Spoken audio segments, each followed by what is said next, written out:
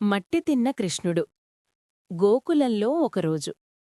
ఎప్పుడో ద్వాపరయుగంలో పచ్చని పొలాలు, పశువుల మ్రోగులు, యమునానదీ ప్రవాహంతో అందంగా ఉన్న ఒక చిన్న గ్రామం ఉండేది. ఆ గ్రామం పేరు గోకులం. ఆ గోకులంలో అందరికీ ఎంతో ప్రియమైన ఒక చిన్న చిలిపి పిల్లవాడు ఉండేవాడు. అతనే బాలకృష్ణుడు. కృష్ణుడికి ఆటలాడటమంటే చాలా ఇష్టం.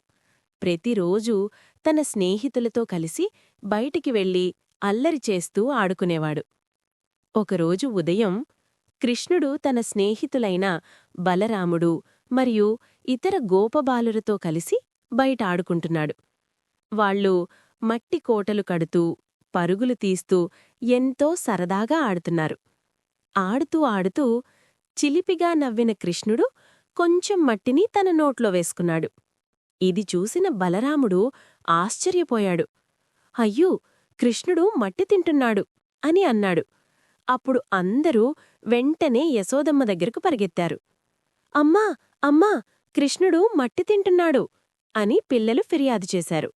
వెంటనే యశోదమ్మ కృష్ణుడి దగ్గరికి వచ్చింది. కృష్ణా అని పిలిచింది. కృష్ణుడు అమాయకంగా తన అమ్మను చూశాడు. యశోదమ్మ అడిగింది, నువ్వు మట్టి తిన్నావా? కృష్ణుడు తన తల అడ్డంగా ఊపుతూ అన్నాడు, లేదమ్మా, నేను మట్టి తినలేదు. తర్వాత చిలిపిగా ఇలా అన్నాడు, కావాలంటే నా నోరు చూసి చెప్పు. యశోదమ్మ అంది, సరే కృష్ణా, నోరు తెరువు.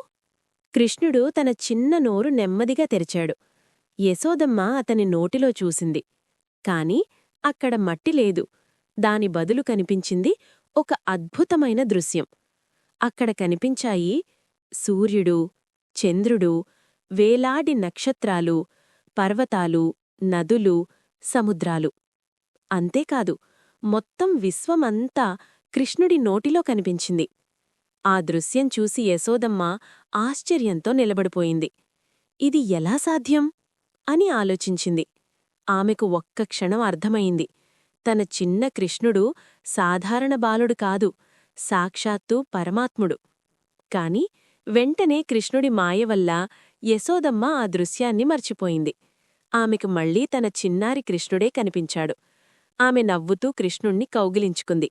నా చిన్న కృష్ణ, ఇక మట్టి తినకూడదు అని ప్రేమగా చెప్పింది. కృష్ణుడు కూడా నవ్వుతూ తన అమ్మను చూశాడు.